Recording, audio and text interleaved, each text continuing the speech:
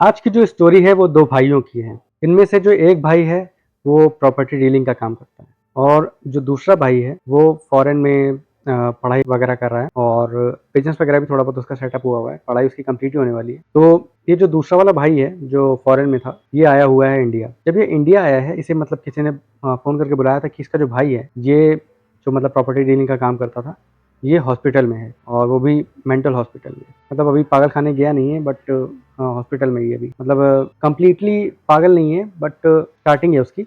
मतलब नॉर्मल इंसान से थोड़ा-सा अलग बिहेवियर है उसका। तो अब ये जो भाई है इसका, जो फ़ॉरेन से आया है, ये गया है उसके पास उससे मिलने।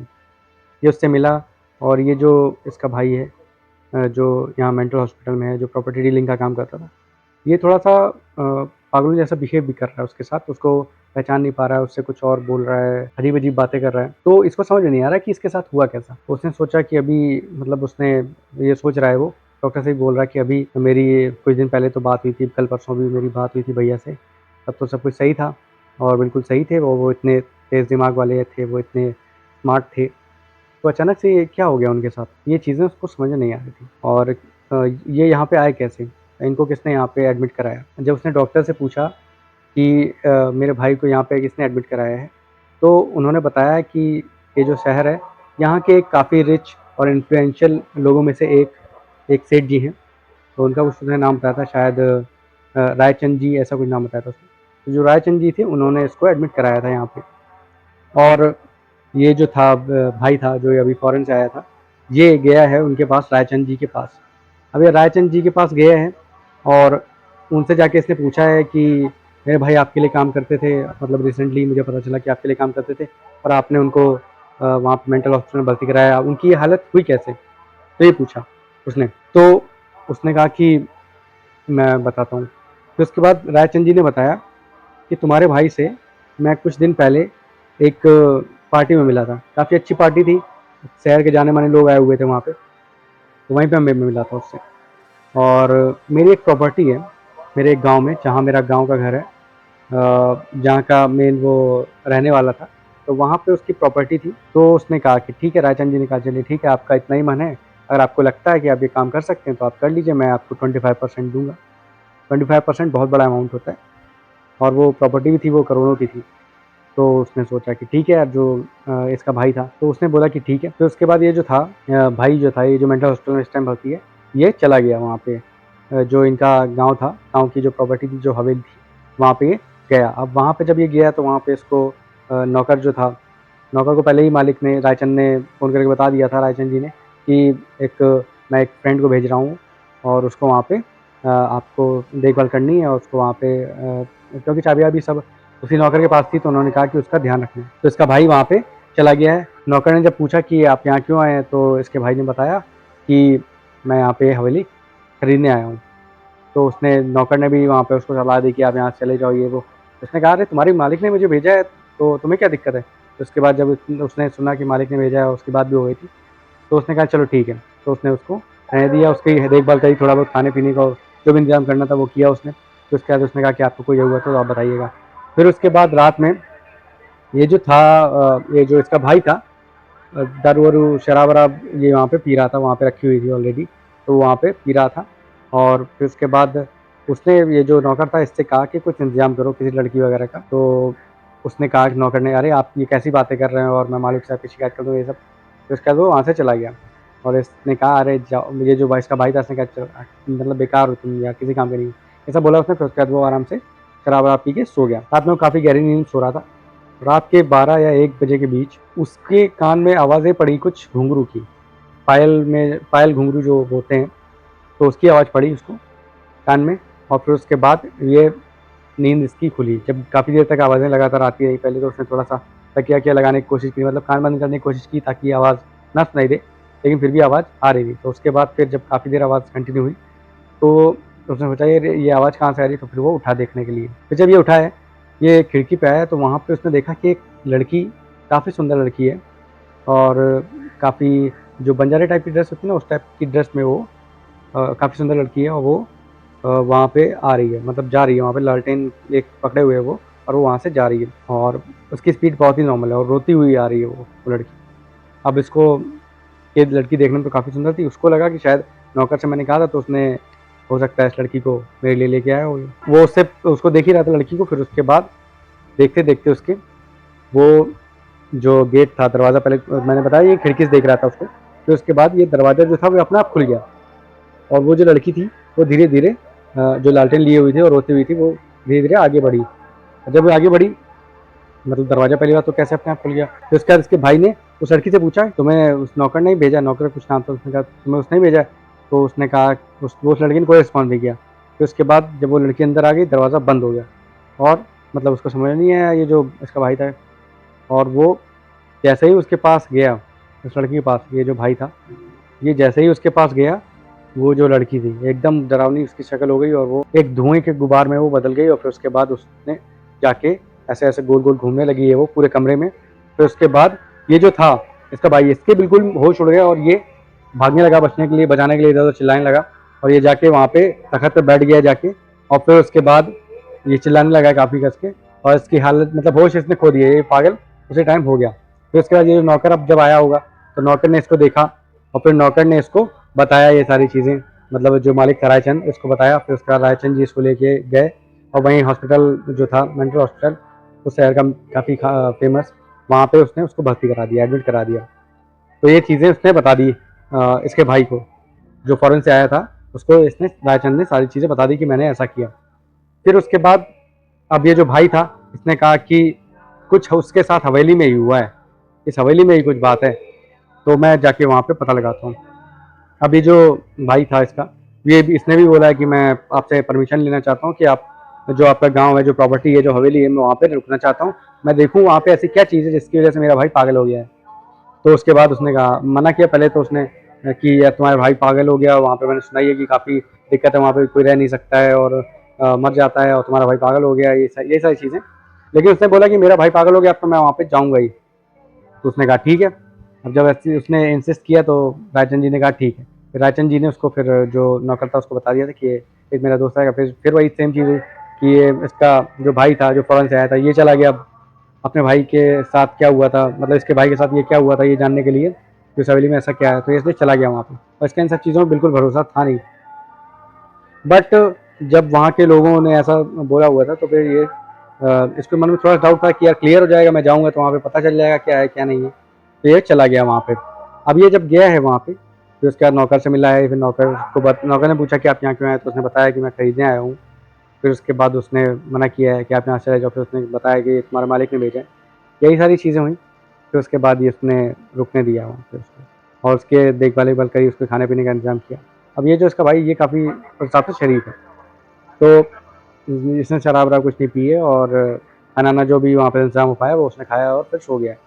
फिर वही रात हुई, जब रात थी 12-1 बजे के आस-पास, फिर वही आवाज़ जो थी, जो इसके भाई को सुनाई दी थी, वही आवाज़ इसको भी सुनाई दी। इसे देखा तो वही इसके साथ भी सेम चीज़ें हुई कि वो जो लड़की थी लालटेन लिए हुए रोते हुए आ रही थी काफ़ी सुंदर, वो आई, गेट खुला और फिर उसके बाद इसने उससे कुछ नहीं बोला, ये देखता रहा उसे। फिर उसके बाद वो लड़की थी और वो फिर वापस चली गई और गेट खुला ही था और इसने थोड़ा-सा उसका पीछा किया है, उस लड़की का, कि देखें ये कहाँ तक जाती है। तो इसने देखा थोड़ा-सा आगे तक ये लड़की गई है और फिर उसके बाद ये गायब हो गई है।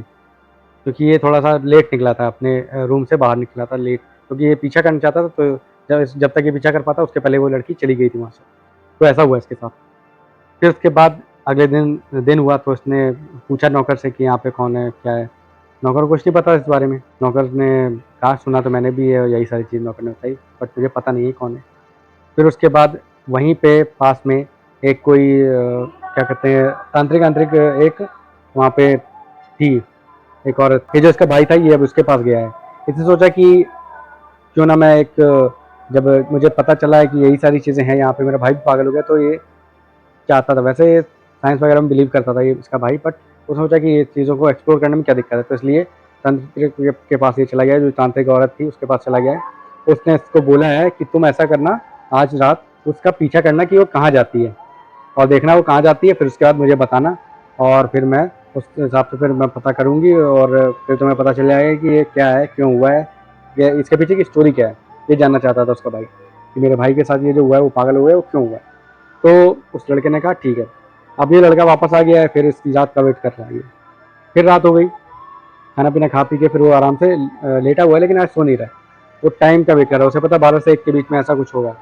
तो 12 से 1 के बीच फिर वही सेम चीज़ हुई है कि वो जो लड़की थी काफ़ी सुंदर, लालटेन लेके, लालटेन वाली लड़की आई है, और उसके बाद जैसे ही वो आई है इसने पीछा करना स्टार्ट कर दिया। अब वो गेट खुला, फिर उसके बाद वो लड़की गेट से थोड़ा सा अंदर आई, फिर वापस चली गई है।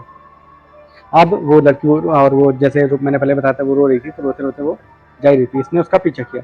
अब इसके देखते देखते वो एक ऐसी हवेली का एक हिस्सा था, स्टोर रूम टाइप का था, अलग थोड़ा एक रूम था। ये वहाँ पे लड़की जा रही थी, वहाँ पे काफ़ी ताले वाले और वो सब लगे हुए थे, जो दरवाज़ा तो बंद था और ताले वाले लगे हुए थे। तो इसके देखते देखते वो उसके अंदर एंटर कर गई। अब इसे कंफर्म हो गया है कि ये पक्का आत्मा ही है, और ये गई कहाँ है इसके अंदर, और यहाँ तो सब बंद है, तो वहाँ पे वो जा नहीं सकता था, ताला वाला भी था वहाँ पे। अब अगले दिन वो सुबह हुई है, फिर ये उसके, अब उस टाइम तो ये वापस आके सो गया। अगले दिन फिर ये सुबह जब हुई है तब ये उसी तांत्रिक औरत के पास गया, उसको इसने सारी चीज़ें बताई। अब उसने कहा ठीक है, आज तुम ऐसा करना, वो जो दरवाजे दरवाजे पे वो लॉक ऑफ जो है या जो भी जिस तरीके से बंद है वो जो भी है, वहाँ पे उसको तोड़ देना, और फिर उसके पीछे चले जाना, फिर देखना वो कहाँ तक जाती है, उसका पीछा करना। फिर उसके बाद उसने अगली रात फिर ऐसा ही किया, फिर से वही हुआ, रात हुई और वो जो लड़की थी वो आई 12 से 1 के बीच में, फिर उसका इसने उसका पीछा किया और वो उसी जगह पे गई। अब की दरवाज़ा खुला हुआ था, तो ये भी लड़का भी उसके पीछे पीछे जा रहा था। वो तो मतलब ऐसा ही बिना दरवाज़ा खुला ही वो चली आ रही थी, क्योंकि वो आत्मा थी, और ये दरवाज़ा जब खोल के रखा था इसने, तो फिर उसके बाद इसने पीछा किया, उसके पीछे पीछे जाने लगा। तो इसके देखते देखते सामने एक दीवार थी, उस दीवार में एंट्री उस आत्मा ने, उस लड़की ने, लालटेन वाली लड़की ने जो रो रही थी, वो चली गई उसमें। अब ये बात उसने नोटिस कर ली कि दीवार में गई, फिर दीवार को इसने ठक ठक वगैरह करके देखा, तो इसको समझ नहीं आया यार ये दीवार में चली गई, दीवार में ऐसा क्या है। तो उसके बाद फिर ये बात उसने उस तांत्रिक औरत को बताई। अब वो तांत्रिक औरत थी वो के साथ आ गई, उसने कहा कि अब मैं दिन में, मतलब दिन शाम के टाइम में वो उसके साथ आ गई तांत्रिक औरत। हालांकि मैं बताना आपको तो भूल गया कि जब ये दरवाज़ा तोड़ रहा था तो नौकर ने इसको मना किया था कि मैं मालिक से बता दूंगा, उसने कहा बता दो जाके, और मैं पता लगा के रहूँगा। तो फिर वो चला गया। ये जो इसका भाई था, ये जो फॉरेन से आया था, ये चला गया अंदर, इसने मानी नहीं नौकर की कोई बात, क्योंकि इसको पता लगाना कि इसके भाई के साथ आखिर हुआ क्या है। फिर उसके बाद जब ये तांत्रिक औरत आ गई है, तो ये दोनों मिलकर फिर गए उस दीवार के पास। अब तांत्रिक औरत जो थी उसने जैसे ही दीवार को छुआ है उसको करंट सा लगा है। तो इस तांत्रिक औरत ने उसको बोला है कि कुछ टाइम के लिए उस आत्मा को मैं अपने अंदर आने की परमिशन दूंगी, तुम्हारे पास जो भी सवाल हो तो मुझसे पूछ लेना। उसने कहा ठीक है। फिर उसके बाद थोड़ी देर बाद उसका जो ये तांत्रिक औरत है इसका रूप बदल गया है, बिल्कुल एकदम भयानक शक्ल हो गई है इसकी, और फिर वो बोलने लगी है कि मुझे इंसाफ चाहिए, और मुझे इंसाफ चाहिए, ऐसा बोल रही थी वो रोते रोते। तो ये जो लड़का था इसने बोला कि तुम्हें किससे इंसाफ चाहिए, कौन हो तुम, तुम्हारे साथ क्या हुआ। फिर उसके बाद उस लड़की ने अपनी स्टोरी बताई। बात ये है तब की जब रायचंद जी यहीं पे गांव में ही रहते थे।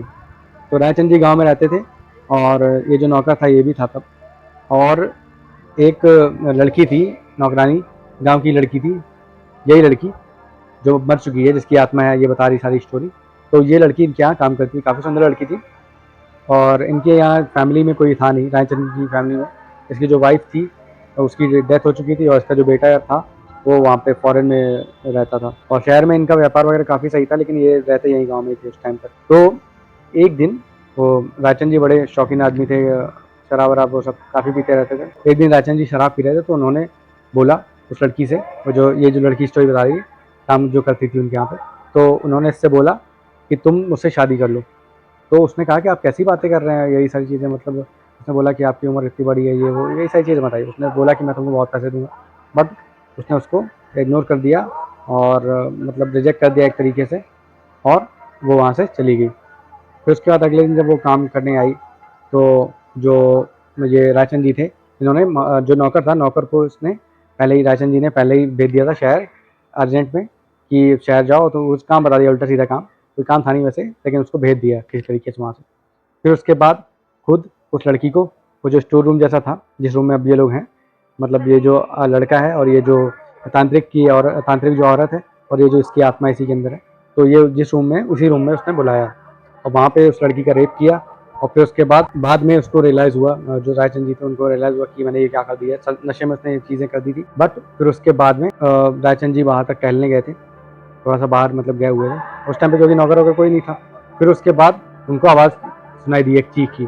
तो जो लड़की थी इसने जो शराब की बोतल थी उससे खुद को मार लिया, सुसाइड कर लिया। और फिर उसके बाद रायचंद जी अंदर आए जब उनको पता चला कि ये हो गया। फिर उसके बाद उसने बोला है उस लड़की ने कि तुमने मेरे साथ बहुत गलत किया है और मैं तुम्हें छोड़ूंगी नहीं, मैं माफ़ नहीं करूँगी तुम्हें, मैं तुमसे बदला ज़रूर लूँगी।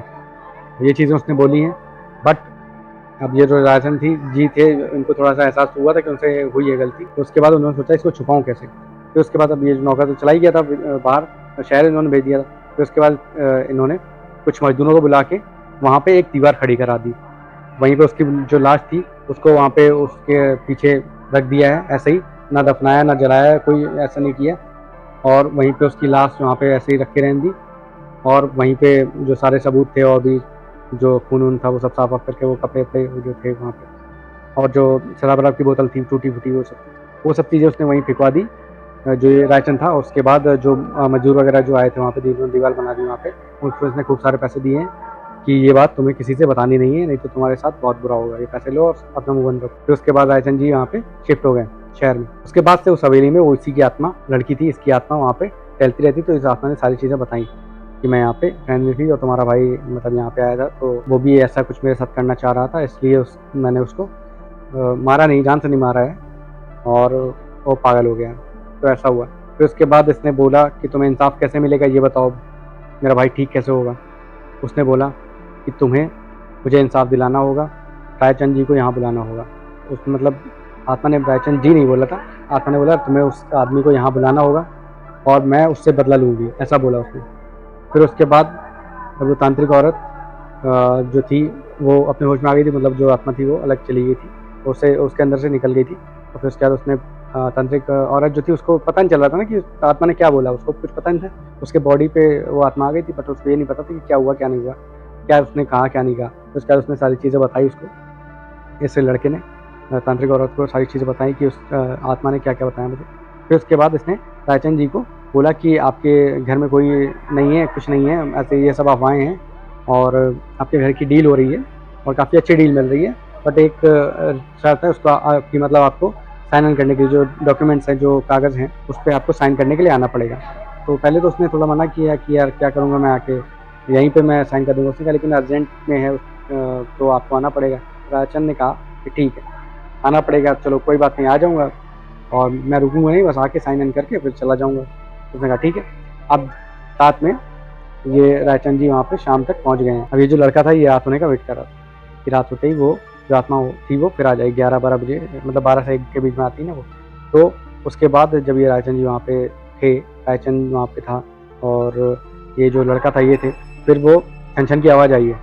अब ये आवाज़ नोटिस करी उसने भी, रायचंद ने भी। रायचंद ने जब देखा पलट के, उस शराब वराब पी रहे थे लोग, मतलब वो नहीं पी रहा था लड़का, रायचंद शराब पी रहा था, तो उसने देखा शराब पीते हुए, देखा कि यार ये कौन सी लड़की। फिर उसके बाद जब उसने नोटिस किया कि एक लड़की रोते हुए जो आ रही थी और लालटेन वगैरह लिए, उसने देखा ये तो वही लड़की है जो उसके यहाँ पे पहले काम करती थी, नौकरानी, और जिसके साथ उसने रेप किया था, फिर उसको उसने सुसाइड कर ली थी।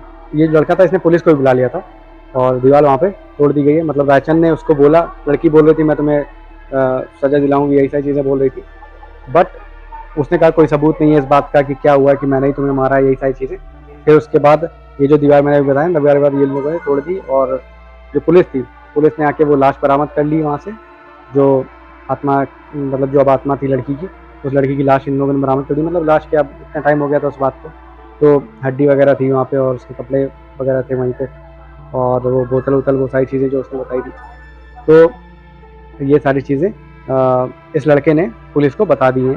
और रायचंद था, उसको पुलिस को पकड़वाने के लिए वो मतलब मेन उसने बोला था कि मुझे इंसाफ तभी मिलेगा जब इसको सज़ा मिलेगी। इस लड़की ने बोला कि मैं इसको मार दूँगी, लेकिन वो जो लड़का था उसने कहा कि कानून के हिसाब से रहने तो सारी चीज़ें, मैं तुमसे वादा करता हूँ मैं इसको सज़ा ज़रूर दिलाऊँगा। फिर उसके बाद उसने पुलिस वालों के साथ मिलके ये सारा प्लान किया और फिर उसके बाद उस रायचंद को जेल भिजवा दिया और उसको रेप के आरोप में उसको सज़ा मिली ज़िंदगी भर के लिए। फिर उसके बाद ये जो लड़का था, इसको ये चीज़ें पता चल गई कि आत्माएँ और ये सारी चीज़ें होती हैं, और इसने फिर ये जब गया वहाँ पे शहर गया, और इसका भाई जो था वो अब ठीक हो गया था, और चाहता तो ये ना करता, ये सारी चीज़ें इसको पता चल गई थी, बट इसने सोचा इसको बुरा फील हुआ उसके लिए और उस लड़की के लिए, और उसने उसको इंसाफ दिलाने का सोचा, और फिर उसके बाद इसने उसको इंसाफ भी दिलाया। तो ये थी पूरी स्टोरी। आई होप आपको ये स्टोरी पसंद आई होगी। अगर आपको पसंद आई तो आप लाइक करें, कमेंट करें और शेयर करें अपने फ्रेंड्स के साथ। मिलते हैं हम लोग किसी और वीडियो में किसी और स्टोरी या इंसिडेंट के साथ। तब तक के लिए बाय बाय, गुड नाइट और जय श्री राम।